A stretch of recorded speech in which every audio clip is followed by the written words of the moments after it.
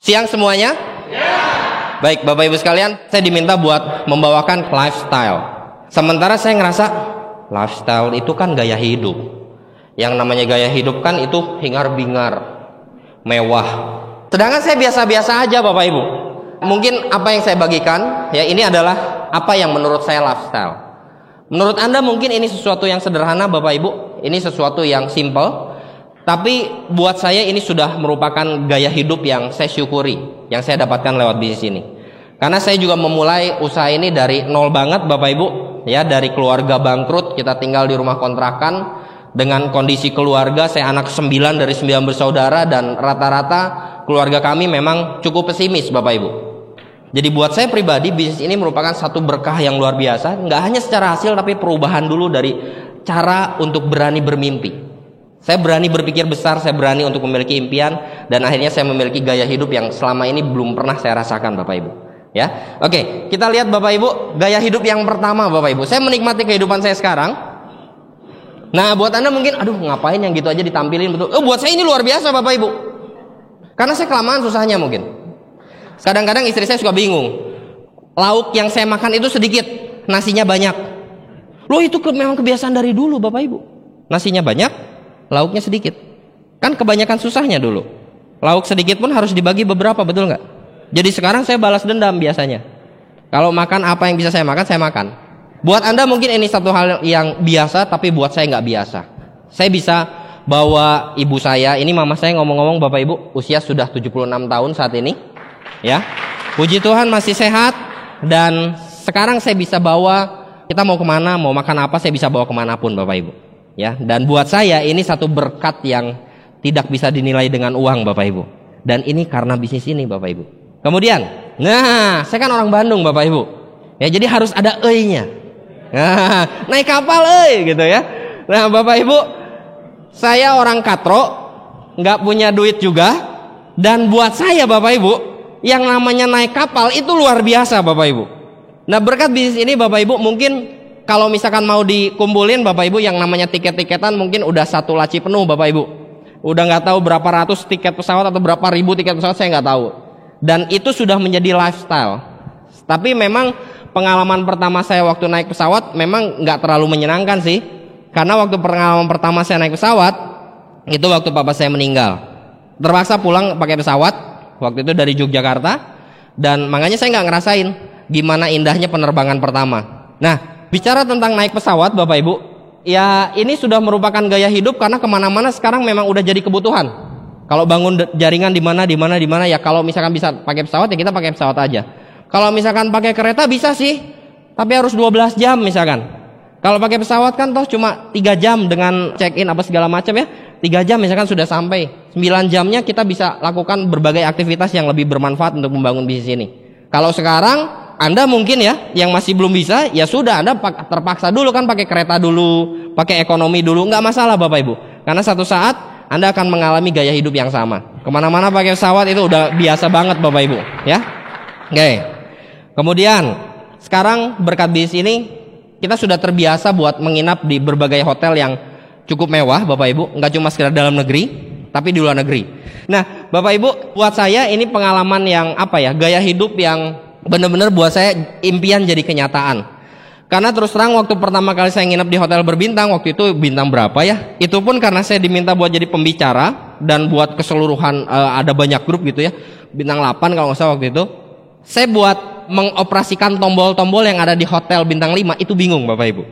Toilet ya, kan toilet kalau yang biasa kan cuma ditarik gitu ya. Ini ada yang pakai tombol yang ini tombol apa ini? Tahu-tahu mancur gitu. Bukan saya kencing loh Bapak Ibu, tapi ada air gitu ya. Ya, banyak kejadian menarik Bapak Ibu. Kalau satu waktu Anda sudah cukup berhasil di usaha ini, Anda sudah punya aset yang cukup sehat Bapak Ibu, Anda bisa menikmati gaya hidup yang luar biasa. Kemudian apalagi yang didapatkan? Mungkin saya ingin sharing dulu tentang apa yang saya dapatkan dulu melalui usaha ini Bapak Ibu. Ini jalan-jalan ke luar negeri Bapak Ibu. Kalau bicara tentang Asia, Singapura, Thailand, Malaysia, ya ini bicara di Asia ya. Pada saat jalan-jalan ke luar negeri ya, ada ke Great Wall, ke China, kemudian tentu saja ke Mabes ya. Ya kalau distributor di Asia harus ke sini Bapak Ibu. Jadi nggak cuma sekedar katanya. Memang sih sebetulnya Bapak Ibu, kalau kita cuma sekedar bicara cerita tentang perusahaan ini besar bla bla bla segala macam, sementara kita belum pernah ke sana, tetap aja sih bisa dapat hasil. Karena buktinya saya baru ke sana juga, baru bronze lion Bapak Ibu. Berarti sementara selama bertahun-tahun lamanya Bapak Ibu bintang-bintang, toh tetap bisa bikin orang join juga. Kalau ada orang yang nanya, emang lu udah pernah ke sana? Nanti dulu, lu dengerin dulu apa yang gue bilang gitu. Lupa dia langsung. Ya, jadi tergantung dari keyakinan kita aja Bapak Ibu. Walaupun mungkin saat ini Anda belum pernah ke sana, keyakinan yang benar-benar dalam bahwa ini bisnis dan perusahaan yang sangat besar Bapak Ibu sekalian. Itu kuncinya untuk membuat Anda punya organisasi bisnis yang besar. Kemudian, ini di Afrika Bapak Ibu banyak pengalaman menarik juga karena terus terang saya berpikir Afrika itu gersang. Iya, yang saya lihat kan kalau di TV kan itu yang dilihatin itu tanah warna kuning, terus ada gajah, ada segala macam satwa liar, dan saya anggap itu gersang. Ternyata enggak juga Bapak Ibu. Ya, di Afrika Selatan ada penguin. Terus terang buat saya waktu ke Afrika Bapak Ibu, itu saya sempat ngerasa saya dipermainkan nih kayaknya. Saya ngomong sama siapa ya? Pokoknya ada salah satu leader, kalau tur-turan itu saya nggak peduli tur itu mau ajak saya kemana. Pokoknya waktunya kumpul ke bis, ya udah saya ke bis. Iya. Terus nyampe baru lihat ini tempat apa? Ini kita mau kemana sih? Gitu Bapak Ibu. Ya karena memang sebenarnya saya nggak terlalu suka traveling. Saya traveling kalau saya bangun jaringan. Jadi traveling buat saya adalah bangun jaringan. Bukan jalan-jalan ke luar negeri. Bukan menikmati indah ya foto-foto. Waktu itu saya nanya ke salah satu leader, saya lupa, ini kemana sih? Lihat penguin. Itu baru pertama kalinya saya tahu bahwa di Afrika itu begitu indah Bapak Ibu. Satu waktu Anda harus ke sana. Nah, ini waktu Star Cruise, kemudian jalan-jalan juga ke Hong Kong. Ini waktu ke Filipina, kemudian Korea. Jadi kalau bicara jalan-jalan ke luar negeri sudah belum terlalu banyak tapi lumayan lah Bapak Ibu. Dari orang yang awalnya jangankan buat ke luar negeri Bapak Ibu, buat ke Bali aja benar-benar saya mikir ribuan kali. Saya nggak pernah kepikir buat bisa nginjekin kaki di Bali dulunya. Ingat, keluarga pesimis, masa depan suram, keluarga jatuh, saya nggak tahu harus ngapain, mau main juga mau kemana. Pernah Bapak Ibu ada kebangunan rohani, saya pengen ke sana tapi saya nggak ada uang sama sekali buat persembahan gitu loh. Saya sampai harus jualan baju dulu Bapak Ibu. Hasil untung dari jualan baju saya gunakan buat persembahan, saya berangkat ke kebangunan rohani. Sampai segitunya. Jadi saya nggak kepikir buat keluar negeri apa segala macam. Aduh, nggak berani Bapak Ibu. Tapi berkat bisnis ini Bapak Ibu sekalian dibentuk sehingga pola pikir kita jadi berani untuk bermimpi besar, dan kita berani untuk bayar harganya sehingga akhirnya bisa menikmati hidup yang luar biasa Bapak Ibu. Nah ini pada saat ke Rusia, ini ngomong-ngomong beberapa foto terakhir ini bareng sama istri saya. Karena sebelum-sebelumnya saya sendiri Bapak Ibu, bujang. Nah sekarang udah nggak bujangan lagi Bapak Ibu, udah ada pendampingnya. Tapi terus terang foto-foto seperti ini memang jarang Bapak Ibu. Ya saya jujur saya akui ini ada istri saya juga Bapak Ibu ngomong-ngomong ya. Saya sebenarnya banyak dosa sama beliau. Banyak ditinggal. Iya banyak ditinggal. Kalau bisa dikacain saya kacain Bapak Ibu. Ya terlalu sering banyak ditinggal dan akhirnya cuma setahun misalkan pas berangkat kemana baru diajak. Pas berangkat kemana baru diajak. Kalau bangun jaringan kan boro-boro Bapak Ibu. Kalau bicara bangun jaringan mungkin seringkali kita harus ada di lapangan. Di medan-medan yang benar-benar kita nggak harapkan untuk kita tempuh sebetulnya. Tapi ya kita harus lakukan. Karena kita harus bantu mitra kerja kita untuk berhasil juga di bisnis ini toh.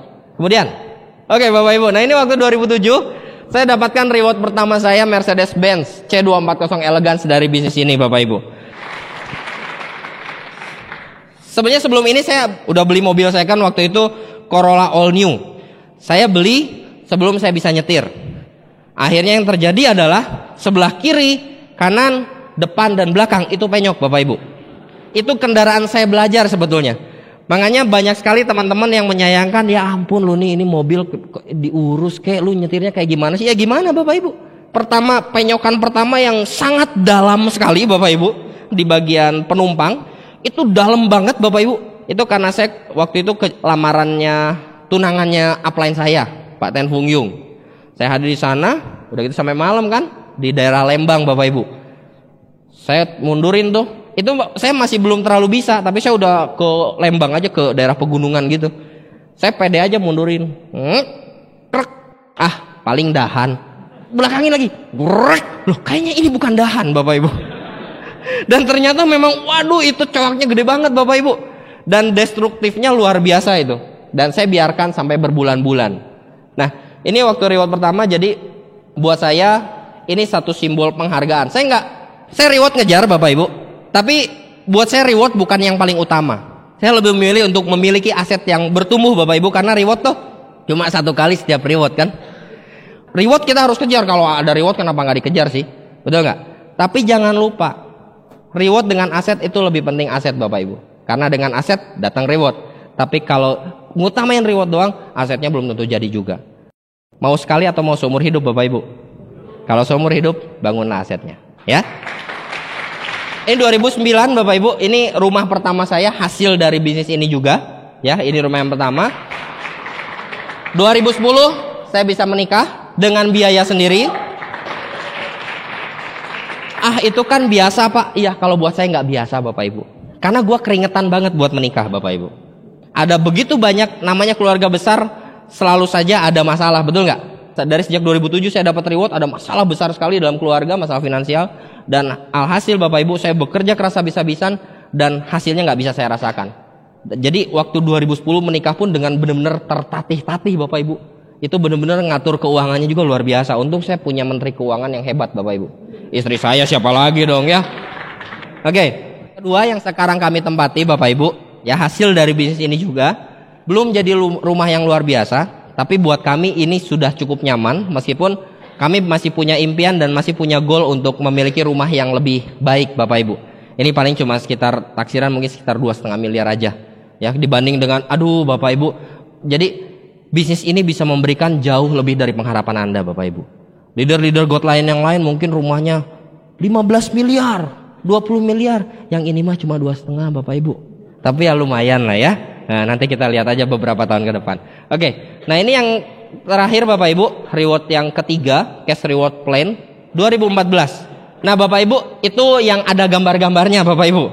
Nah, apalagi yang didapatkan lewat dengan menjalankan bisnis ini, dengan membangun aset yang terus bertumbuh Bapak Ibu. Tentu saja keleluasaan dalam, saya belum berani mengatakan bebas uang, karena bebas uang itu relatif toh. Betul ya? Ya, tergantung standar hidup yang kita mau kan. Kalau misalnya ada orang-orang yang cukup nyaman dengan sekedar bonus 3 juta, ada Bapak Ibu. 3 juta ngerasa saya sudah bebas uang. Ada juga yang 10 juta saya sudah bebas uang. Ada juga yang 500 ribu sudah nyaman-nyaman saja Bapak Ibu. Jadi itu tergantung lah, tergantung standar hidup seperti apa yang kita mau. Jadi saya belum berani mengatakan kalau saya sudah bebas dari segi keuangan. Agak sedikit leluasa dalam menggunakan uang, ya. Jadi bisa beli kapan kita mau, tapi nggak konsumtif. Ya mungkin paling yang mahal cuma ini aja Bapak Ibu. Buat saya pun itu udah cukup mahal. Ini jam yang kemarin dibeli, ini hasil dari kaul. Kalau saya naik Silver Lion, saya baru mau beli jam. Nah makanya balas dendamnya kemarin waktu naik Silver saya beli jam ini. Jadi pakai yang biasa aja dulu. Nah kemudian kebebasan dari segi waktu. Bapak Ibu, bebas yang saya dapatkan di bisnis ini, itu bebas dalam artian saya lebih punya banyak pilihan. Kapan saya mau bekerja dan kapan saya mau diam. Kenapa? Karena uang sebenarnya sudah masuk terus Bapak Ibu. Jadi jangan salah artikan yang namanya kebebasan waktu. Ada orang yang mikir bebas waktu itu bebas nentuin kapan mau kerja, kapan mau diam, tapi uangnya nggak masuk. Ya itu bukan bebas waktu Bapak Ibu.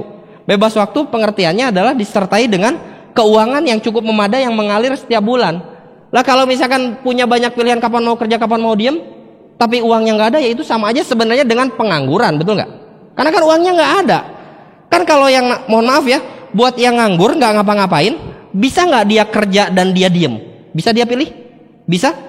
Bisa. Dia bisa pilih untuk kerjanya kapan dan untuk diem dan tidurnya kapan? Bisa juga. Tapi kan uangnya nggak masuk. Nah dari bisnis ini Bapak Ibu bebas punya banyak pilihan kapan mau kerja, kapan mau diam, tetapi uangnya sudah masuk terus. Ya, nah itu yang bisa kita dapatkan melalui bisnis ini. Kemudian kebebasan waktu juga dalam artian saya bisa memilih waktu-waktu tertentu di mana saya bisa habiskan dengan orang-orang yang terdekat dengan saya. Salah satunya mungkin, nah ini Bapak Ibu mama saya, kalau ulang tahun ya kita sengaja saya dengan istri saya beliin kue, ngajak makan apa segala macam ya, waktu kita buat beliau Bapak Ibu sekalian, ya. Every day is holiday, jadi bisa kapanpun. Nah ini gambar yang saya ambil, yang saya ngerasa banget iya ya sebenarnya saya punya banyak pilihan banget dalam hal waktu berkat bisnis ini gitu loh. Ini nggak terlalu kelihatan karena memang suasananya lagi gelap Bapak Ibu. Ini istri saya. Ini gambar apa Bapak Ibu? Kursi bioskop. Berarti lagi kosong. Kan nggak mungkin weekend toh? Nggak mungkin ya. Berarti kira-kira hari apa ini? Hari biasa dan di siang hari Bapak Ibu. Saya sempat mikir gitu ya pada saat saya ngelihat istri saya cuma berdua gitu ya nonton, ngelihat pada kosong, ini orang pada kemana? Saya pikir gitu ya. Menurut Anda lagi di mana sih? Oh, lagi kerja ya, lagi kerja ya. Nah, itulah bedanya Bapak Ibu. Pada saat kita sudah memiliki aset di bisnis ini, sementara mungkin orang lain lagi baku hantam membanting tulang, harus dari jam sekian sampai jam sekian mungkin mereka harus berbakti pada perusahaan tempat mereka bekerja. Kita bisa memilih untuk tidak lakukan itu. Kita bisa memilih kapan kita mau refreshing Bapak Ibu. Nah, tetapi Bapak Ibu sekalian, yang namanya kebebasan waktu, kalau selama kita masih punya goal, tujuan, ambisi, lupakan dulu kebebasan. Kalau kita masih punya tujuan, kita terus bergerak loh. Betul nggak? Kita terus bergerak. Karena yang namanya bebas waktu pun bukan berarti kita sama sekali nggak ngapa-ngapain gitu loh. Apalagi kalau kita punya goal lebih lagi. Kalau punya goal lebih lagi, ya lupakan dulu kebebasan. Bapak Ibu, berapa bulan terakhir ini saya berupaya untuk terus mengembalikan ritme awal untuk membangun bisnis ini Bapak Ibu. Bagaimana saya membangun di awal bisnis ini untuk membangun momentum, membangun jaringan dan seterusnya. Saya lagi berusaha untuk terus mengembalikan diri saya ke ritme awal Bapak Ibu sekalian. Karena memang kehidupan sudah cukup nyaman, waktu bisa kita pilih, uang bisa terus masuk, kita bisa memilih beli apa, kita bisa memilih untuk keluar negeri kemana dan seterusnya. Seringkali itu membuat kita berada dalam zona nyaman Bapak Ibu sekalian. Apalagi kalau uangnya udah masuk terus juga toh. Ya, nah itu sebabnya kita harus memilih dan memutuskan untuk mengejar lebih. Pada saat kita punya goal, pada saat kita punya tujuan, lupakan dulu kebebasan. Itu adalah apa yang saya sudah dapatkan Bapak Ibu. Sementara kalau yang saya masih kejar, ya saya juga punya impian, punya target.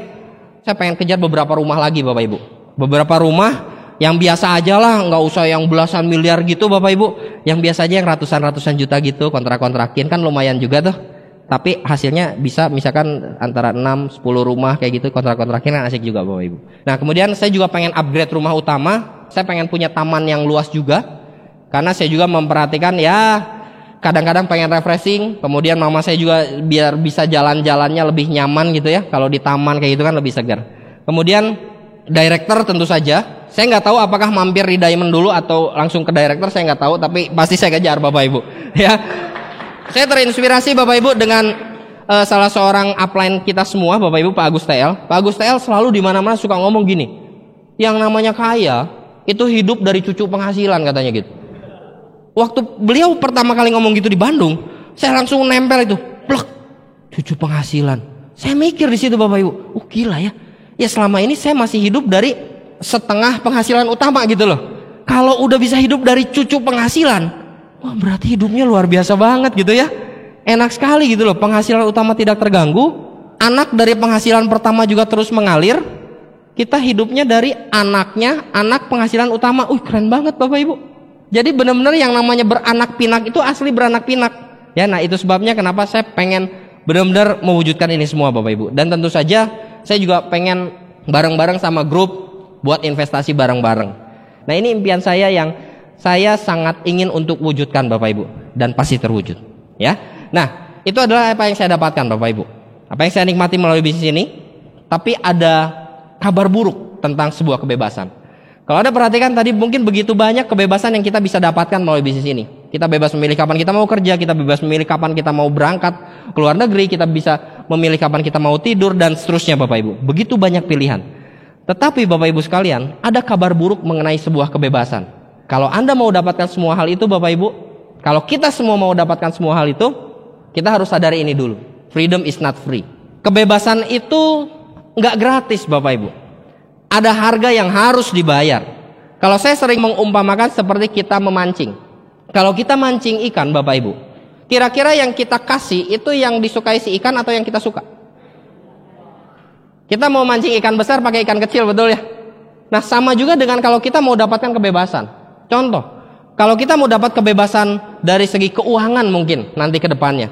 Kita mau dapat kebebasan dari segi keuangan, ya kita harus merelakan uang kita sekarang untuk investasi, membangun diri kita, membangun aset kita dan seterusnya. Kita mau dapatkan kebebasan waktu, di mana kita punya banyak pilihan untuk menentukan kapan kita kerja dan kapan kita diam, kapan kita berlibur dan seterusnya. Kita pengen punya kebebasan waktu. Kita harus relakan dan korbankan waktu kita sekarang. Kita harus mungkin keluar presentasi, kita harus keluar buat home meeting, dan home meetingnya no show pula, lagi hujan pula Bapak Ibu, di dalam gang pula, bawa produk banyak dan seterusnya. Ya kita harus korbankan itu. Jadi seringkali apa yang kita mau dapatkan di depan, kita harus lakukan dulu di awal. Kita harus justru keluarkan hal-hal yang lebih kecil mengenai waktu ataupun uang itu di awal, Bapak Ibu sekalian. Nah, ini waktu saya dulu, Bapak Ibu. Anda lihat ini kayaknya kurang gizi banget, betul? Saya cuma ketolong agak kelihatan gemuk karena saya pakai bajunya kedodoran dan rambutnya gondrong sampai saya bronze, Bapak Ibu. Ini waktu saya membangun. Jadi waktu membangun memang gizi memang kurang, Bapak Ibu. Kenapa? Karena banyak kerjanya. Ya buat saya, Bapak Ibu, buat saya pribadi nggak muluk-muluk gitu loh. Kopi dan rokok sudah cukup untuk membuat hidup bahagia. Iya. Jadi seringkali lupa. Kalau udah kerja ya kerja gitu loh, Bapak Ibu. Jadi makanya semakin lama semakin menyusut, slim. Kenapa? Karena kerjanya, Bapak Ibu sekalian. Nah, freedom is not free. Kebebasan yang kita mau itu harus kita bayar, Bapak Ibu. Kalau kita mau ke depannya kita dapatkan sesuatu, kita harus bayar harganya sekarang. Kalau saya boleh ambil contoh, Bapak Ibu sekalian, waktu awal saya membangun, saya merintis bisnis ini dengan beberapa profesi sekaligus. Saya jadi guru les, iya. Saya jadi marketing, obat, celup, kimia, tekstil, iya. Saya juga sambil jual kemeja dan segala macam, jualan serba ada, Bapak Ibu. Dan saya juga sambil jalankan bisnis ini sebagai distributor TIANS. Saya rangkap semuanya, Bapak Ibu. Kalau dibilang capek, Bapak Ibu. Aduh, kalau saya pikir dulu, wah gila juga ya. Karena baru mulai start gitu, rata-rata setengah 8, jam 8. Memang banyak orang yang baru start jam 9, itu kan biasa, Pak. Yang kayak gitu kok diomongin. Tapi buat saya itu nggak biasa. Karena sepanjang aktivitas itu saya nggak di rumah, bahkan saya nggak duduk di belakang meja, saya di lapangan, semuanya itu kerjaan lapangan, Bapak Ibu sekalian, ya. Dan saya rangkap semuanya sambil presentasi dan seterusnya. Jadi kalau ada orang bilang, waduh Pak, saya nggak punya waktu, saya sudah sibuk dengan pekerjaan dan seterusnya. Bapak Ibu, kalau misalkan kita punya kemauan, Tuhan pasti buka jalan kok. Akan ada orang-orang yang nggak tahu kenapa, kalau kita bisanya baru jam 9 malam ke atas untuk jalan di sini, Tuhan bakal siapkan kok orang yang bisa dipresentasi jam 9. Yang di atas akan siapkan kok orang-orang yang akan bisa dikumpulkan baru jam 9 malam. Bisa, Bapak Ibu sekalian. Kebebasan itu tidak gratis. Seringkali Bapak Ibu sekalian untuk mendapatkan itu semua, ada banyak faktor lain yang menghambat kita untuk berhasil tanpa mereka sadari mungkin. Apakah mungkin itu orang-orang yang saat ini menjadi senior buat kita, ayah dan ibu kita, keluarga kita mungkin. Samakan dulu misi dan visi dengan orang terdekat. Apa yang Anda mau dari bisnis ini? Itu sebabnya kenapa miliki tujuan atau miliki impian yang jelas. Jelaskan pada mereka apa yang Anda mau dan kenapa Anda harus mencapai itu. Apa yang akan dinikmati pada saat Anda mendapatkan itu semua, Bapak Ibu sekalian. Toh kebaikannya itu buat semuanya, buat Anda dan buat orang tercinta Anda, buat Anda dan orang terdekat Anda. Pastikan mereka tahu tentang itu, Bapak Ibu. Karena seringkali mereka nggak mengerti. Kita samakan visinya, kita samakan misinya, apa yang mungkin harus kita lakukan. Kemudian ya pada saat kita sudah menyamakan misi dan visi, kita sudah punya tujuan, kita harus siap untuk hidup nggak seimbang. Kita harus siap sekali untuk hidup nggak seimbang. Pada saat saya mulai mendapatkan beberapa mitra kerja yang cukup serius, saya tinggalkan beberapa pekerjaan saya yang lain, Bapak Ibu. Dan seringkali waktu yang saya habiskan itu waktu yang nggak wajar, Bapak Ibu. Mitra-mitra yang serius yang hanya bisa melakukan pagi hari. Contoh anak-anak SMU yang masuknya siang. Mereka hanya bisa pagi dan malam. Sementara malam kita sudah habiskan buat orang-orang yang sudah bekerja, para karyawan yang juga mau serius membangun bisnis ini. Jadi kita dari pagi sampai malam, udah gitu briefing, evaluasi dan seterusnya sampai subuh, Bapak Ibu. Seringkali mungkin itu waktu yang tidak wajar dan kita bakal hidup dengan tidak seimbang. Bapak Ibu, untuk kita mendapatkan keseimbangan hidup, ingat, kita pun harus rela untuk hidup tidak seimbang di awalnya, Bapak Ibu. Ya kenapa enggak? Kalau itu layak untuk diperjuangkan, meskipun kita tidak seimbang, kenapa tidak, Bapak Ibu? Banyak orang yang bersembunyi di balik, aduh, jangan terlalu ngoyo lah, hidup tuh harus seimbang. Memang apa sih yang namanya hidup seimbang, Bapak Ibu? Apakah yang namanya hidup seimbang itu pada saat pasangan kita memang pakai gaun yang itu aja? Apakah hidup seimbang itu pada saat kita melihat suami kita masih kerja keras dari pagi sampai tengah malam? Apakah hidup yang seimbang itu pada saat kita melihat anak kita mungkin, anak Anda mungkin dikucilkan oleh temannya karena anak Anda tidak bisa memiliki mainan yang sama dengan teman mereka? Apakah itu hidup yang seimbang, Bapak Ibu? Apakah hidup yang seimbang itu pada saat Anda selalu bingung dengan cicilan setiap bulan? Apakah hidup yang seimbang itu adalah hidup yang Anda masih bingung dengan kartu kredit yang menumpuk setiap bulan? Itu hidup yang seimbang bukan? Seringkali orang tidak mau hidup yang tidak seimbang, tapi tanpa mereka sadar mereka terjebak ke kehidupan seperti yang tadi saya bilang.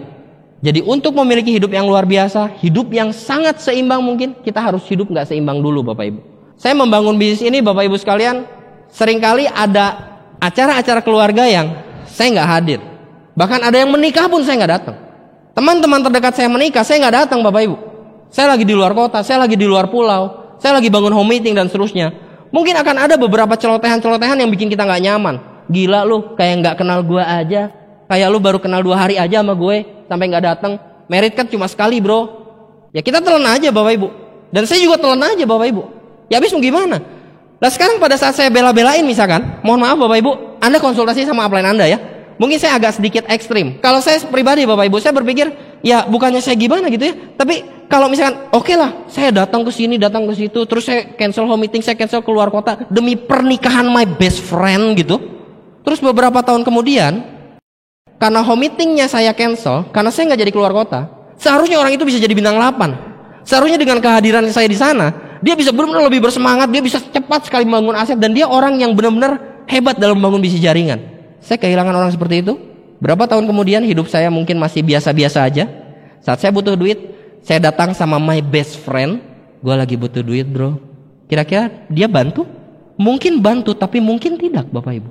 Jadi terlalu besar resikonya pada saat saya mempertaruhkan bisnis ini, aset saya, membangun aset saya, hanya sekedar untuk datang, selamat ya. Buat saya begitu Bapak Ibu. Akhirnya ya itu, ada omongan, oh dulu nih kok sampai nggak datang dan seterusnya. Hidup mungkin memang jadi nggak seimbang Bapak Ibu. Tapi kenapa tidak? Kalau hari ini saya bisa memiliki kehidupan yang cukup seimbang, itu karena saya hidup sangat tidak seimbang beberapa tahun yang lalu Bapak Ibu. Break your limit, lampaui batasan kita Bapak Ibu. Seringkali mungkin ada beberapa batasan-batasan semu yang kita harus lewati. Seperti contoh batasan, kalau bicara batasan mental, batasan pikiran Bapak Ibu, mindset dan seterusnya, yaitu kita bisa belajar di pertemuan dan seterusnya Bapak Ibu. Tapi saya bicara di sini mungkin salah satunya batasan fisik Bapak Ibu. Banyak orang yang sekedar nggak enak badan sedikit, sakit sedikit, terus dia nggak datang pertemuan Bapak Ibu. Dia nggak jadi presentasi dan seterusnya. Lampaui batasan fisik, lampaui limit kita Bapak Ibu. Karena banyak hal yang bisa terjadi pada saat kita benar-benar bekerja keras untuk melewati batasan kita Bapak Ibu sekalian. Kalau kita batuk sedikit ya tetaplah datang pertemuan. Kalau hujan-hujan, justru pada saat hujan Bapak Ibu, itu kan kesempatan prospek nggak bisa kemana-mana. Ya kita keluarlah hujan-hujanan, betul nggak? Keluarlah hujan-hujanan. Kalau bicara masalah fisik capek itu wajar. Saya manfaatin OP. Saya tahu banget yang namanya OP itu berguna sekali Bapak Ibu. Karena saya orang yang waktu awal bangun bisnis ini, saya nggak percaya dengan OP. Prospek yang saya ajak nggak tembus-tembus. Akhirnya saya give up. Saya telepon sama Pak Fungyung, upline saya menyarankan, ya udah Pak, makanya bawa ke OP. Akhirnya saya luluh juga kan, karena udah bohwat gitu. Aduh, gimana kok? Iya, tapi kok nggak join aja? Saya ajak ke OP, itu pun dia saya suruh masuk, saya di luar Bapak Ibu. Lo masuk aja situ bayar 8.000, saya di luar saya ngerokok Bapak Ibu. Nggak nemenin nggak apa. Saya ngerti banget dengan yang namanya pertemuan itu penting Bapak Ibu. Karena saya pelaku dari distributor yang sikapnya nggak bagus terhadap pertemuan. Dan akhirnya yang terjadi grup saya banyak rontok. Dan pada saat di OP Bapak Ibu, yang namanya OP itu kan kalau kita sudah dari awal punya mobil, kan enak bisa langsung bawa gerbongan, betul nggak? Tapi kalau awalnya kita bawa motor, saya pernah Bapak Ibu sering bahkan hampir setiap OP pada saat saya membangun bisnis ini, saya pakai motor kemana-mana, itu pun motor ningrat Bapak Ibu berdarah biru itu. Iya, karena kalau misalkan ada rintik air sedikit, dia nggak mau nganterin saya harus nganterin dia Bapak Ibu, langsung mogok. Iya, saya harus bolak-balik ke OP buat sekedar jemput prospek karena memastikan datang kan. Kita jemput ya. Pada saat jemput Bapak Ibu, saya undang beberapa prospek dan saya pastikan beberapa prospek datang. Kan motor saya ini kan bukan mobil Bapak Ibu. Tetap rodanya 2 toh. Nggak bisa nampung banyak. Saya ajak beberapa di tengah jalan Bapak Ibu, saya edifikasi tentang upline saya. Karena upline saya sudah menunggu di OP kan. Upline saya ada di OP, saya edifikasi dulu bla bla bla, nanti bakal ketemu sama pembimbing saya bla bla bla segala macam. Begitu sampai tempat OP, saya kenalin ke upline saya, ya. Kemudian saya bilang sama upline saya, "Pak, saya ada jemput beberapa orang lagi." Saya keluar lagi Bapak Ibu, saya naik motor lagi, saya jemput lagi. Tapi sudah cukup aman. Kenapa? Karena saya udah edifikasi dulu kan sepanjang di motor itu. Pada saat saya presentasi di awal, ataupun ada yang belum dipresentasi langsung coli ke OP, saya edifikasi dulu. Orang yang hebat lah, orang yang ramah lah, apa segala macam. Sesudah sampai di sana udah cukup aman karena dititipkan dan mereka sudah ada rasa hormat sama upline saya karena saya edifikasi sepanjang jalan Bapak Ibu. Sesudah selesai, saya jemput lagi yang lain. Saya titipin lagi upline saya pergi lagi Bapak Ibu. Setiap kali OP Bapak Ibu. Karena saya tahu, aduh pentingnya OP itu luar biasa Bapak Ibu. Bahkan, aduh saya pernah ada satu orang prospek yang benar-benar hebat lah menurut saya, luar biasa. Saya kan motor ningrat Bapak Ibu. Waktu untuk kesekian kalinya saya jemput, itu di tengah jalan itu hujan Bapak Ibu. Untungnya udah deket gang rumah dia. Dan pada saat saya udah deket gang rumah dia, itu motor saya mogok Bapak Ibu. Pada saat motor mogok, akhirnya saya terpaksa dorong toh. Saya mau jemput loh. Saya bilang, aduh, sorry bro, ini motor gua kena air. Saya bilang, nggak tahu businya atau apa, tapi kita harus ngejar waktu. Saya bilang, gimana kalau naik angkot aja yuk, bareng aja. Ini gua motor titip dulu di sini. Saya bilang gitu. Dia bilang gini, aduh, gua kalau naik angkot males apek. Dia bilang, padahal rumahnya di gang Bapak Ibu. Iya, rumahnya di gang gitu loh, dan nggak bagus-bagus amat gitu loh. Terus saya mikir, aduh gimana ini, acara udah mau mulai. Terus saya kan udah nitipin prospek ke upline saya toh. Ini udah terlambat. Saya akhirnya terpaksa saya keluar. Ya udah, ayo pakai taksi. Saya bilang, pakai taksi Bapak Ibu. Motor dititip di prospek, pakai taksi. Begitu sampai di sana, kita ikutin pertemuan apa segala. Di pertengahan jalan yang saya ajak naik taksi, MLM, males gue. Saya udah pengen bunuh Bapak Ibu. Ya, iyalah. Orang kok nyebelin banget. Minimal malesnya itu nanti kayak jangan di pertengahan. Kan mempengaruhi, jadi efek negatif buat undangan saya yang lain toh. Bener gak? Gini, MLM lu bukan ngomong, males gue. Aduh, saya bilang ya. Tapi apa boleh buat. Nah Bapak Ibu sekalian, itu yang saya maksud mungkin dengan kita mungkin perlu sedikit ekstra. Lewatin batasan-batasan yang selama ini kita belum pernah lewatin Bapak Ibu sekalian. Kalau memang kita harus berulang kali bulak-balik datang ke OP, kenapa enggak? Untuk kita bisa pastikan prospek datang, prospek hadir. Kalau harus pulang pergi, nggak masalah. Toh itu cuma berapa tahun sih Bapak Ibu kita kayak gitu? Kita cuma 1-2 tahun aja mungkin kalau kita kerja kayak gitu Bapak Ibu. Betul nggak? Orang lain mungkin kita ngelihat kita kayak orang gila Bapak Ibu. Nggak masalah. Ibarat kayak kucing, saya pernah dengar di satu CD tuh. Kucing Bapak Ibu, dia kejar tikus hitam sana. Shoot. Wah kena piring apa segala macam. Anda lihat kucingnya gila nggak? Enggak, karena dia lagi kejar tikus hitam dan Anda bisa lihat tikusnya, betul nggak? Coba kalau pada saat malam hari gelap, kucing yang sama lagi ngejar tikus hitam, Anda pikir kucing itu gila nggak? Anda pikir kucing itu mungkin gila, betul? Kita pikir begitu, karena kita nggak lihat tikusnya, tapi si kucing ngerasa gila nggak? Enggak, tujuannya ada di depannya. Sama dengan kita di bisnis ini Bapak Ibu. Pada saat kita menggila brutal dalam bekerja membangun bisnis ini, orang lain bakal lihat kita gila. Jadi jangan aneh kalau dia, lu kok kayak orang gila sekarang? Jangan aneh. Dia nggak lihat tikus kita Bapak Ibu, tapi tikus kita, impian kita ada di depan kita. Jadi nggak perlu terintimidasi dengan orang-orang bilang kita gila Bapak Ibu sekalian. Nah, jauh lebih baik menikmati masa depan bandingkan kita menikmati masa muda. Saya senang banget saat saya ngelihat ada cukup banyak anak muda yang membangun bisnis ini, ya serius banget. Karena saya pun mungkin sedikit kehilangan masa muda Bapak Ibu. Di usia 20-an sekian, kan saya nggak main, nggak ngumpul. Ya saya orang yang seneng ngumpul Bapak Ibu waktu dulu Bapak Ibu. Sama sesama orang-orang yang gitulah. Yang nggak terlalu senang kuliah, yang nggak terlalu senang apa gitu ya. Meskipun saya sambil ngerjain ini segala macam, tapi ya kita sering kumpul. Mungkin sekarang Bapak Ibu sekalian, ada di antara Anda yang masa muda Anda itu seperti yang lewat gitu loh. Nggak masalah Bapak Ibu. Berapa banyak orang-orang di luar sana yang di usia 50 tahun mereka masih kerja keras. Menurut Anda kenapa itu? Mungkin karena mereka terlalu banyak menikmati masa muda, sehingga masa tua mereka diisi dengan perjuangan hidup Bapak Ibu. Kenapa kita tidak buang saja masa muda kita, supaya di masa tua kita nanti kita bisa menikmati perjuangan kita Bapak Ibu. Lebih baik kita nikmati masa depan dibandingkan kita nikmati masa muda. Bapak Ibu, saya mungkin kehilangan beberapa rekan terbaik. Dia bilang tukang obat, mereka bilang wah si Andri mas sekarang jadi agak sinting, wah si Andri mas sekarang jadi benar-benar bukan kayak si Andri yang dulu lah, dan seterusnya. Ya saya dengar itu Bapak Ibu, tapi saya tetap fokus aja. Saya lebih memperjuangkan apa yang ada di depan saya nantinya. Alhasil Bapak Ibu, sekarang pun mereka tetap jadi teman saya. Mereka bilang wah lu memang hebat, padahal dulu mereka nggak bilang gitu Bapak Ibu. Tapi setidaknya tetap berteman kita Bapak Ibu sekalian. Jadi jauh lebih berharga lah. Kemudian kerja ikhlas, banyak bersyukur. Ada kalanya Bapak Ibu pada saat kita membangun aset, membangun jaringan, kita bakal ketemu dengan jaringan-jaringan yang tidak kita harapkan sebetulnya. Tidak kita harapkan dalam artian begini. Udah terlanjur join sih, orangnya bergerak, tapi orang yang udah join yang jadi upline itu nggak bertanggung jawab. Mungkin bakal begitu Bapak Ibu. Saya ngalamin itu berulang kali Bapak Ibu sekalian. Apalagi terakhir saya baru ngalamin badai lagi Bapak Ibu. Kerja ikhlas aja, banyak bersyukur. Satu waktu orang bakal tahu siapa yang katupnya lebih baik, Siapa yang sebenarnya bekerja di balik orang ini dan seterusnya Bapak Ibu. Jadi kita kerja ikhlas aja. Waktu ada salah satu leader di grup saya itu hilang Bapak Ibu. Nggak tahu kenapa Bapak Ibu, begitu hilang, wah biar gimana kan saya udah bertahun-tahun ada lah rasa, aduh kenapa kok bisa gitu loh. Ini anak tuh dari culun banget. Aduh saya tahu banget prosesnya gitu Bapak Ibu. Grupnya sih sudah jalan.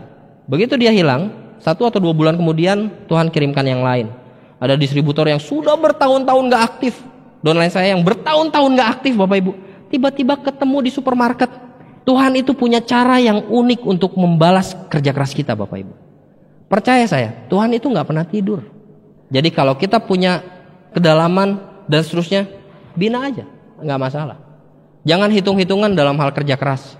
Karena kalau kita hitung-hitungan, Tuhan pun akan hitung-hitungan dengan kita Bapak Ibu. Saat kita perhitungan juga dengan bisnis ini juga akan memperhitungkan dengan cara yang sama dengan kita. Salah satu leader saya punya pengalaman juga, salah satu leader saya itu selalu hitung-hitungan dalam bantu grup. Hitung-hitungan banget Bapak Ibu. Loh tapi kan ini peringkatnya udah sama. Gue kan cuma dapat sekian dari situ. Ngapain gue ke situ lagi? Gitu Bapak Ibu, hitung-hitungan. Dan akhirnya bonusnya dihitung-hitungan juga Bapak Ibu. Ya bonusnya nggak gede-gede juga. Karena ibaratnya harusnya mekar, ini jadi nggak mekar, jadi bantet gitu. Tahu kerupuk bantet Bapak Ibu? Yang agak keras-keras dimakan nggak enak, nggak dimakan juga masih bisa dimakan. Jadi nggak karuan lah, batu bukan, kerupuk bukan gitu loh. Ya, kenapa hitung-hitungan? Belum jadi udah, aduh tapi kan gue cuma segini, apa segala macam. Nggak kerja ikhlas. Dan banyaklah bersyukur Bapak Ibu. Maksud saya dengan banyak bersyukur adalah, kalaupun hari ini mungkin kerja keras Anda ngerasa bahwa kerja keras kita itu jauh lebih banyak dibandingkan apa yang kita dapatkan dari kerja keras kita. Nggak masalah Bapak Ibu. Tetaplah bersyukur. Karena kekuatan dari rasa syukur itu akan melipat gandakan apa yang Anda dapatkan nantinya. Saya banyak sekali yang namanya kerja udah nggak karuan. Saya punya downline juga, ada kerja juga yang nggak karuan. Dan mereka dapat hasil yang besar. Tapi ada yang kerjanya masih hitung-hitungan, nggak banyak bersyukur, akhirnya dicabut juga semuanya. Tiens waktu beberapa tahun yang lalu Bapak Ibu, itu bonusnya nggak sebesar sekarang. Makanya sayang banget kalau distributor zaman sekarang bonusnya kecil-kecil. Dengan omset yang sama, distributor di masa sekarang itu bakal punya bonus 2 kali lipat lebih besar, bisa 3-4 kali lipat malahan. Waktu dulu itu 1/2-1/4 bonus yang didapatkan. Nah saya punya mitra kerja yang begitu Tiens sudah mulai sistem bonusnya itu berlipat seperti sekarang, dari misalkan omset sekian, bonusnya 15 juta. Begitu ada perbaikan, ada upgrade bonus, dengan omset yang sama, bonus yang awalnya 15 juta, itu jadi 18 juta. Saya semangat kabari dia, "Wey, gila ya, bla bla bla segala macam apa segala." Tahu apa yang dia jawab Bapak Ibu? Ini upgrading marketing, tapi seperti nggak terlalu banyak berubah. Berarti orangnya nggak pernah bersyukur Bapak Ibu. Dan hasilnya apa? Mayoritas grupnya hilang juga. Saya nggak tahu gimana Bapak Ibu ya. Mungkin saya bingung dengan penjelasan tentang hal seperti ini. Tapi saya yakin bahwa dalam segala hal yang kita lakukan, Tuhan juga ikut menilai Bapak Ibu. Jadi jangan main-main dengan ini semua Bapak Ibu sekalian. Bekerja keraslah, bekerja ikhlas, dan banyaklah bersyukur. Kemudian, freedom is not free. Yuk, kita selalu miliki mental untuk selalu siap keluar dari zona nyaman. Saya ngalamin diri saya sendiri. Saya nyaman di peringkat saya waktu itu dengan omset berlipat apa segala macam. Ya saya stuck Bapak Ibu di situ-situ aja. Saya nyaman. Saya nggak bergerak banyak Bapak Ibu. Dan akhirnya stuck segitu-segitu aja. Pada saat saya mau keluar dari zona nyaman itu dalam artian begini. Waktu saya di bronze Bapak Ibu sekalian, saya punya kelebaran. Saya berharap kelebaran saya ini cepat bisanya sama kayak saya. Jadi begitu dia lama sedikit aja, saya cari yang lain. Saya begitu Bapak Ibu. Iya. Karena saya nggak mau keluar dari zona nyaman saya Bapak Ibu. Hati-hati Bapak Ibu. Zona nyaman ini berbahaya. Saya baru mulai tumbuh pada saat saya menurunkan sekali diri saya. Nurunin banget. Waktu saya bintang 3 gimana ya?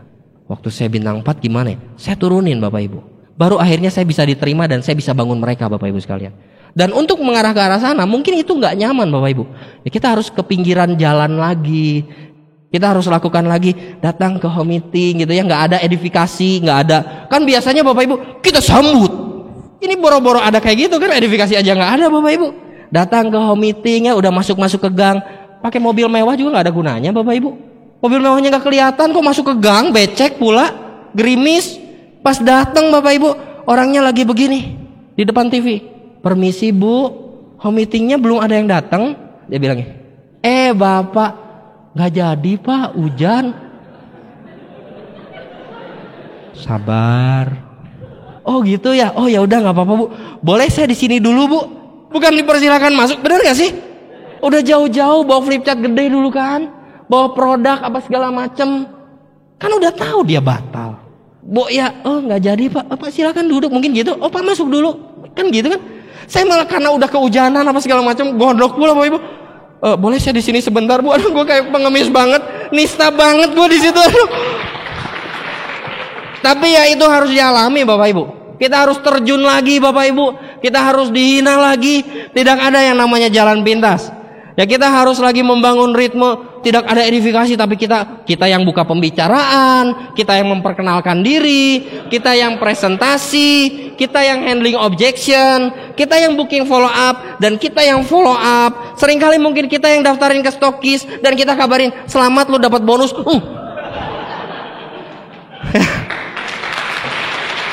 Ya apa boleh buat Bapak Ibu? Ya memang harus dilakukan hal-hal seperti itu. Ya saya berusaha untuk mengingat lagi aja Bapak Ibu. Yogyakarta itu kota pertama yang saya bangun Bapak Ibu. Luar kota pertama. Saya pernah bangun Yogyakarta. Saya punya dendam positif sama Yogyakarta sebetulnya. Udah bangun, dung. Bisa bikin seminar, jebret, 400 orang, 500 orang. Bus, hilang. Yes. Padahal waktu ngebangunnya Bapak Ibu, aduh, keganggang Bapak Ibu ya. Kalau tidur karena tidak ada uang Bapak Ibu, ya saya dengan postur sebagai upline, gue nginep di tempat lu aja bro, supaya gue bisa ngajarin lu semuanya. Padahal nggak ada duit Bapak Ibu. Yes, ya nginep di kos-kosan Bapak Ibu. Oh bisa biar bisa coach, ya. Padahal nggak ada duit Bapak Ibu ya. Nah, ya memang harus dilakukan. Udah panas terus terang Bapak Ibu. Saya orang yang nggak tahan panas. Nggak tahan panas Bapak Ibu. Sensitif. Enggak, saya memang nggak tahan panas. Udah orang Bandung, Anda kebayang nggak? Di Bandung aja saya harus pakai AC juga Bapak Ibu. AC-nya 16 derajat pula. Jadi saya memang seneng banget dengan udara dingin. Jadi waktu ke Yogyakarta itu, aduh, waktu awal bangun, ini kota apa ini? Iya, karena kan saya bukan orang yang suka keliling kemana-mana. Saya kan nggak suka traveling Bapak Ibu. Keluarga baru jatuh pula, mana kepikir buat pergi keluar kota ngabisin duit. Jadi aduh udah nggak enak, nggak nyaman gitu ya. Udah waktu dulu kan saya pilih baju, saya udah mulai membenahi diri dari penampilan. Waktu saya ke Yogyakarta, udah cuacanya kayak gitu, saya pilih bahan yang salah untuk kemeja Bapak Ibu, yang nggak nyerap keringat itu loh. Aduh, kayak sauna berjalan Bapak Ibu. Ya, saya sauna berjalan, motor-motoran, hujan-hujanan, panas-panasan. Aduh, buat saya jujur Bapak Ibu, tapi ya memang harus dilakukan Bapak Ibu. Justru kalau kita merasa hidup kita saat itu, atau mungkin saat ini nggak nyaman, kita harus lebih menambah ketidaknyamanan hidup kita saat ini, supaya nanti ke depan hidup kita jauh lebih nyaman Bapak Ibu. Habisin dulu jatahnya Bapak Ibu. Aduh, waktu di Jogja itu memang buat saya itu pembelajaran. Kenapa saya bilang saya punya dendam positif? Karena untuk bikin sampai seminar yang 400-500 orang Bapak Ibu, saya tinggal selama 2 minggu di Yogyakarta. Selama 2 minggu itu saya dari hasil jualan produk apa segala macam, ya saya survive aja gitu loh. Saya survive aja. Pokoknya semua hasil buat saya bisa bertahan juga di sana gitu loh. Buat makan apa segala macam. Selama 2 minggu saya setiap hari 45 home meeting, hampir rata-rata setiap hari seperti itu. Dan sambil juga jual tiket Bapak Ibu, sampai akhirnya bisa ngumpulin sekitar 400-an orang. Dan seberes dari situ, saya juga yang follow up Bapak Ibu. Kececer follow upnya juga ya sebanyak itu. Dan jadi benar-benar one man show. Tapi disitulah saya belajar banyak justru Bapak Ibu. Saya belajar banyak, oh ternyata kalau bikin pertemuan gede juga kalau nggak ada follow up percuma dan seterusnya. Saya polos banget waktu itu Bapak Ibu. Dan selesai acara Bapak Ibu, saya juga sampai tumbang. Bahkan saya ke rumah sakit sendiri Bapak Ibu. Saya ke rumah sakit sendiri, aduh rumah sakit apa ya? Dan dokter bilang dehidrasi. Hah? Apa itu? Gitu ya. Dan baru jelasin, oh kekurangan cairan bla bla bla. Mungkin kebanyakan ngomong lah. Ya intinya ya kan presentasi apa segala macam. Ya itu yang dilakukan Bapak Ibu sekalian. Dan mereka cukup tumbuh awalnya sampai mereka bintang 7 Bapak Ibu. Bahkan pecahannya juga ada beberapa bintang 8. Ada 1, 2, 3, ada 4 bintang 8 akhirnya dari situ. Dan ya puji Tuhan semua bintang 8-nya sekarang hilang juga Bapak Ibu. Baik, kita lanjut ya. Saya nggak mau bahas terlalu banyak tentang itu. Oke, jadi harus keluar dari zona nyaman Bapak Ibu sekalian. Zona nyaman belum tentu berarti Anda punya banyak uang Bapak Ibu. Zona nyaman juga berarti mungkin Anda terlalu nyaman dan terlalu terbiasa dengan rutinitas sehari-hari. Pulang kerja, ngaso dulu, ngopi, nonton sinetron, Jam 8:30 baru mulai kepikir tentang Tianxi. Boro-boro home meeting, 8:30 aja baru start mikir. Hati-hati Bapak Ibu. Zona nyaman ini membuat aset kita tuh nggak jadi-jadi. Jadi harus mau keluar dari zona nyaman. Dan fokus pada goal Anda Bapak Ibu. Nggak perlu tengok kiri kanan. Saya dapatkan kehidupan saya sekarang. Awal saya membangun bisnis ini, saya berusaha fokus pada kertas saya sendiri Bapak Ibu. Saya nggak peduli grup luar gimana. Saya nggak peduli ada distributor lain jungkir balik kepala di atas sambil presentasi apa. Saya nggak peduli Bapak Ibu. Yang penting saya fokus sama goal saya. Apa yang saya harus kejar, apa yang saya harus pelajari, apa yang harus saya bangun, apa yang saya harus lakukan, itu yang saya lakukan. Saya fokus buat memastikan apa yang saya mau itu tercapai. Fokus sama goal. Bapak Ibu, saya bersyukur sekali saya punya upline yang sangat sabar. Pak Ten Fung Yung itu kalau ada penghargaan di Tianxi sebagai distributor terbaik, teramah, terlembut, dan termanis, Pak Fung Yung pasti dapat. Ya. Iya, lembut banget Bapak Ibu. Sabar banget orangnya. Saya bersyukur sekali. Saya orangnya agak koleris Bapak Ibu, koleris melan. Mungkin kolerisnya agak aneh juga. Jadi sepertinya komunis melankolis Bapak Ibu, bukan koleris melankolis ya. Saya intinya yang saya tahu cuma kerja seruduk Bapak Ibu. Kerja seruduk tanpa pembelajaran apa, saya belajar banyak di lapangan. Nah tapi yang saya maksud adalah fokus dengan goal dan lain sebagainya itu begini. Kalau orang fokus dengan goal dan bekerja habis-habisan Bapak Ibu, menghabiskan banyak waktunya untuk bekerja keras, bahkan buat ngeluh pun gak keburu, gak sempet. Saya ketemu sama Pak Fung Yung Bapak Ibu, itu tempat tong sampah keluhan saya Bapak Ibu. Tapi jarang dipakai. Karena waktu saya ketemu misalkan mau daftarin orang atau apa, saya udah ada unek-unek, saya mau ngomong, saya ada masalah, saya mau ngomong, tapi gak sempet Bapak Ibu. Tapi udah ada jadwal berikutnya, saya berangkat lagi. Iya, fokus sama goal soalnya. Jadi kalau orang fokus sama goal, kerjanya pasti banyak. Dan kalau kerjanya pasti banyak, waktu untuk ngeluh itu pasti sedikit. Anda coba perhatikan di grup Anda nantinya. Kalau Anda ketemu dengan orang yang banyak ngeluh, dia pasti kurang kerjanya. Tapi orang yang banyak kerjanya biasanya arahannya kurang. Karena ngobrolnya juga kurang. Kebanyakan kerja juga. Jadi memang ada baiknya untuk mengkombinasikan antara konsultasi dengan kerja keras Bapak Ibu.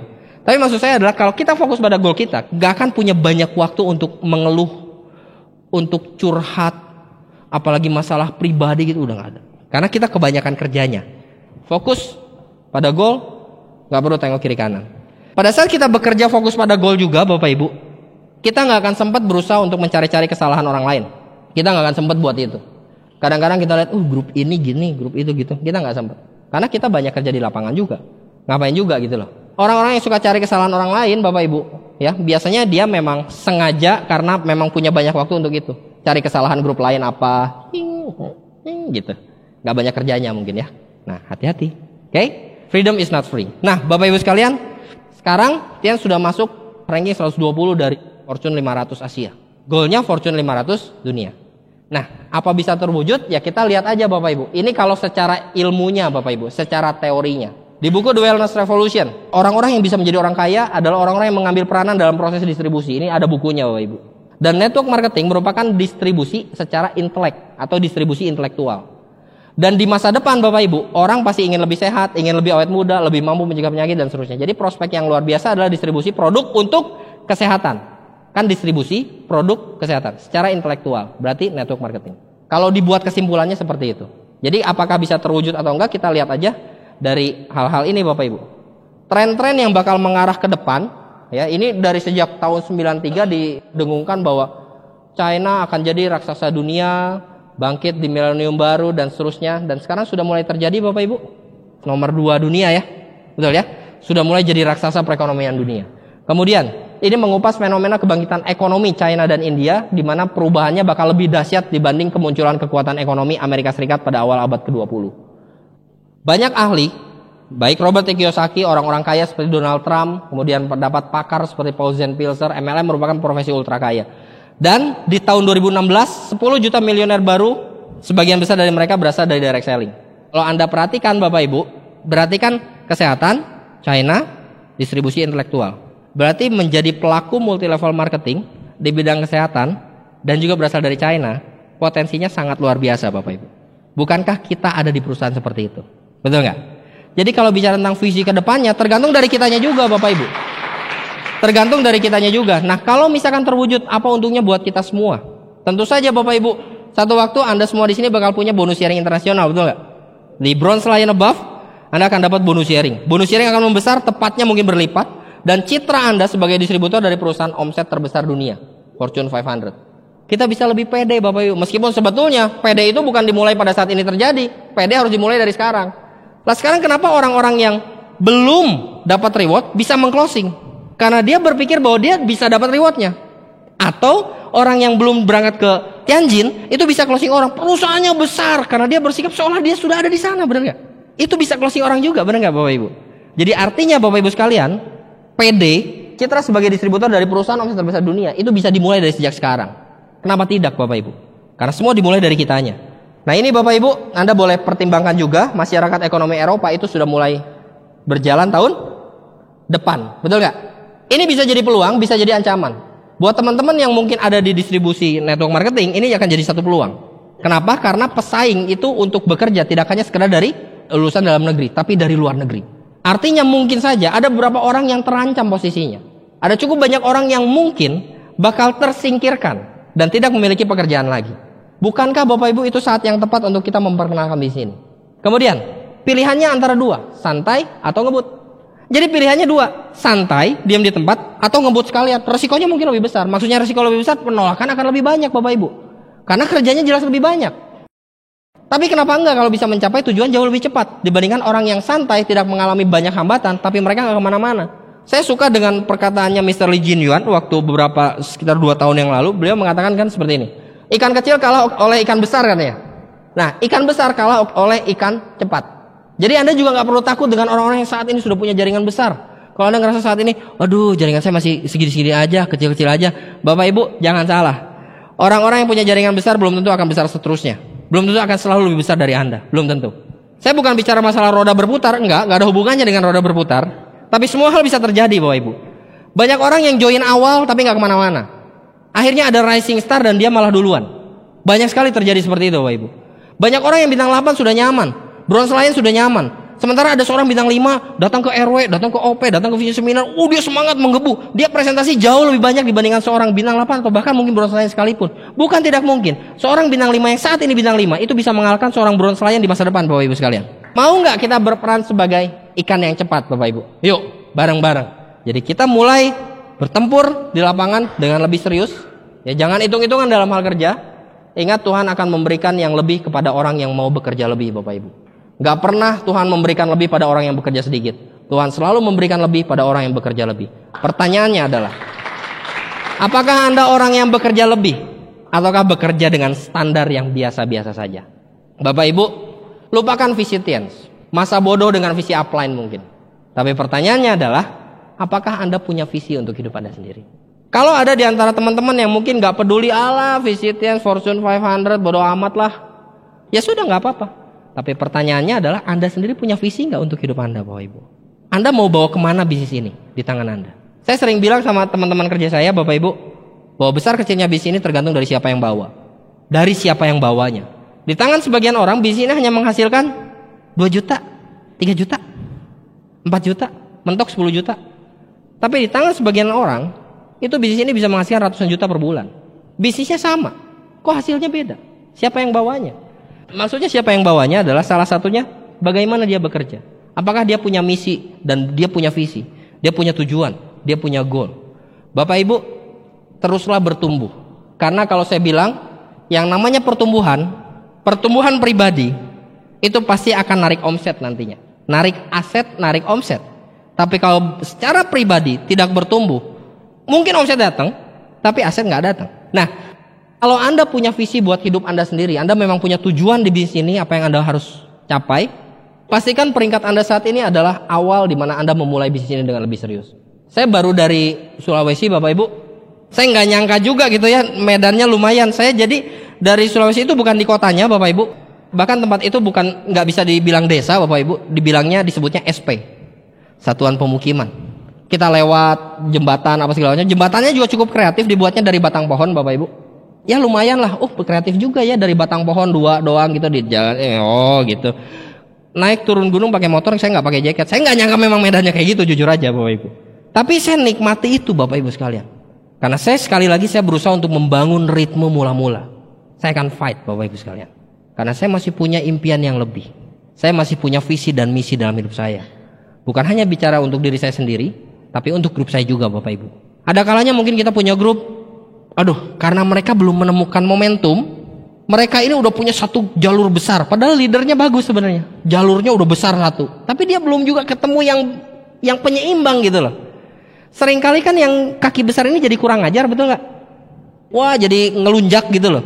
Apa yang perlu dilakukan? Kalau kita punya dolen seperti itu, kita jangan bilang sama dolen kita, ya lu harus tunjukin, nggak bisa. Biarkan dia berproses. Kita cukup sekedar bilang, memang Anda perlu tunjukkan. Cepat atau lambat, Anda tetap perlu tunjukkan. Tapi jangan tunggu dia tunjukkan, kita yang tunjukkan Bapak Ibu. Kita yang bangun ritme, kita yang berikan contoh Bapak Ibu sekalian. Naikkan katup lagi. Kita fight lagi Bapak Ibu. Lepasin dulu peringkat kita, titel kita. Peringkat dan titel itu bukan segalanya kok Bapak Ibu. Kalau peringkat titel tapi asetnya nggak bagus, buat apa? Peringkat itu bisa akumulasi. Tapi kalau bicara aset, membangun aset, kita harus lakukan bukan dengan bawa nama peringkat kita, tapi apa yang kita lakukan di lapangan. Panasnya Yogyakarta yang memang nggak ada apa-apanya dibanding di sana kan. Di sana kan titik katulistiwa juga tuh. Ya, titik katulistiwa, saya stres begitu saya turun dari bandara. Saya udah mulai mengafirmasi diri. Dingin. Ya berusaha menghibur diri sebetulnya Bapak Ibu ya. Karena panasnya luar biasa Bapak Ibu. Saya datang ke ceritanya restoran dalam tanda kutip. Anda tahu menunya apa Bapak Ibu? Buncis dan tempe. Saya berharap sekali, belum yang lain, belum keluar yang lain. Kemudian dikeluarin lagi satu piring jeruk. Berarti sudah selesai itu menu utamanya kan? Buncis tempe. Besoknya Bapak Ibu, saya berharap dengan menu yang berbeda. Memang berbeda, bala-bala dan telur rebus Bapak Ibu. Ya kita harus lewatin itu Bapak Ibu sekalian. Ya kenapa enggak? Karena toh dulu juga kita begitu. Waktu awal saya bangun juga saya nyiasati pengeluaran untuk makan itu dengan makan bubur kacang Bapak Ibu. Caranya gampang, ada tipsnya. Kalau mau tetap kenyang, ketan hitamnya porsinya jadi lebih banyak dibanding si kacang hijaunya, dan minta santannya beberapa sendok tambahan. Itu kenyang Bapak Ibu. Itu cara saya nyiasati hidup waktu saya bangun bisnis ini. Jadi saya pikir waktu saat kemarin, bener masih lebih mending daripada bubur kacang sih. Gitu ya. Jadi ya udah nikmati aja Bapak Ibu. Seringkali pada saat kita bertempur di lapangan Bapak Ibu, kita memotivasi tim kita loh, tapi tim Anda yang akan motivasi Anda. Saya ngelihat bagaimana mereka dari tempat mereka untuk bisa dapat peradaban gitu Bapak Ibu ya. Stokis apa segala macam itu 3,5 jam pakai motor. Lewat medan ya gitu, harus lewat 2 gunung itu ngomong-ngomong. Dan jembatannya yang dari batang-batang kayu gitu. Saya ngelihat perjuangan mereka, mereka ini semangat gitu. Ya, tapi di sini memang produknya harus besok ya gitu. Ada yang kita udah kita follow up nih sesudah beres meeting, terus ya sudah. Gimana? Saya mau tehnya kan gitu. Besok ya. Loh kok besok? Kita mau ngomong apa Bapak Ibu? Tapi di situ saya benar-benar termotivasi. Mereka harus berhasil Bapak Ibu. Buat saya pribadi, perjuangan grup saya itu perjuangan saya. Saya nggak tahu bagaimana dengan Anda. Ngelihat mereka, bahkan waktu saya pulang itu ada yang sengaja dari SP itu datang ke kota 1 hari sebelumnya buat ngantar ke bandara pakai motor. Dan salah satu di antara mereka bilang, "Pak, sorry ya kalau Bapak nggak nyaman," katanya. "Tahun depan kami akan berjuang supaya kami bisa beli mobil supaya Bapak lebih nyaman." Di situ saya benar-benar pengen nangis Bapak Ibu. Buat saya pribadi, saya berjanji buat mereka harus berhasil. Ya. Nah, kemudian Crown Life Bapak Ibu. Royal Weekend bukan akhir dari perjalanan, karena masih ada Crown Life tak? Pastikan buat teman-teman semua yang hari ini Royal Bapak Ibu, Anda berjuang untuk menjadi Crown. Lakukan apapun sepanjang itu halal dan tepat caranya dengan cara membangun aset, lakukan Bapak Ibu. Di sana Anda bisa belajar dengan orang-orang yang bisa dibilang menjadi penguasa bisnis dari TNS di Indonesia Bapak Ibu. Anda bisa lihat, Anda bisa belajar dari mereka, Anda bisa melihat orang-orang dari berbagai penjuru Bapak Ibu sekalian kumpul. Karena kalau bicara tentang Royal Weekend itu bicara regional Bapak Ibu. Mungkin ada beberapa daerah juga, ya tapi cuma beberapa daerah aja. Tapi kalau di Crown Life itu seluruh Indonesia blok sentral 1 titik. Waduh, gesekannya luar biasa Bapak Ibu. Kemudian no discount, 7 langkah 7 kebiasaan, 3 prinsip dasar. Jangan diskon. Lakukan ya lakukan Bapak Ibu. Karena pada saat salah satu aja di diskon, otomatis hasilnya nggak sama. Kita nggak bisa berharap masakan yang jadi itu bakal sama kalau resepnya ada sedikit yang dikurangi. Semuanya harus sama. Ramuannya sama, caranya sama, hasilnya pasti sama. Banyak orang berharap hasil yang sama dengan para leader, tapi mereka tidak melakukan apa yang leader-leader lakukan. Itu nggak bisa. Anda coba lihat. Sekarang para leader Anda, mungkin bintang 8, bronze line dan seterusnya, mereka juga sedang bertempur di lapangan Bapak Ibu. Mereka juga terus membangun bisnis ini. Lalu bagaimana dengan Anda? Kalau Anda hari ini masih bintang 5, bintang 6, bintang 7, kalau leader Anda lagi habis-habisan, seharusnya menurut saya Anda jauh lebih habis-habisan Bapak Ibu. Dan bahkan menggila lebih dari upline leader Anda. Ya, success trip, glory trip, dan seterusnya. Manfaatkan promo yang ada. Ini kalau Anda punya visi untuk Anda wujudkan dalam hidup Anda dengan bisnis ini. Karena bisa dibilang visi itu memang nggak bisa dibayar dengan uang. Bapak Ibu, kalau bicara tentang hitung-hitungan uang, pada saat kita pergi kemana, ikut seminar apa segala macam, ada yang harus pakai ongkos pesawat dan seterusnya. Pada saat kita ngeluarin, mungkin kita, aduh lumayan juga ya. Tapi pada saat kita dapatkan visinya, apa yang kita dapat itu jauh dibanding apa yang kita keluarkan Bapak Ibu. Karena tidak pernah ada seorang pun yang dapat reward yang belum pernah datang ke acara pembagian reward.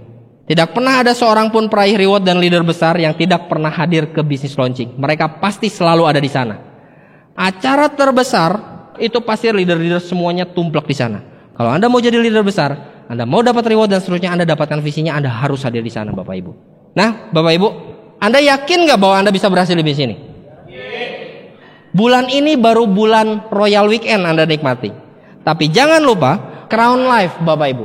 Mohon maaf kalau saya sedikit menyinggung Anda, tapi saya tidak percaya bahwa Anda bisa hadir di Crown Life. Kerjanya cuma segitu, baru bintang sekian, Royal juga udah untung lolos, benar nggak?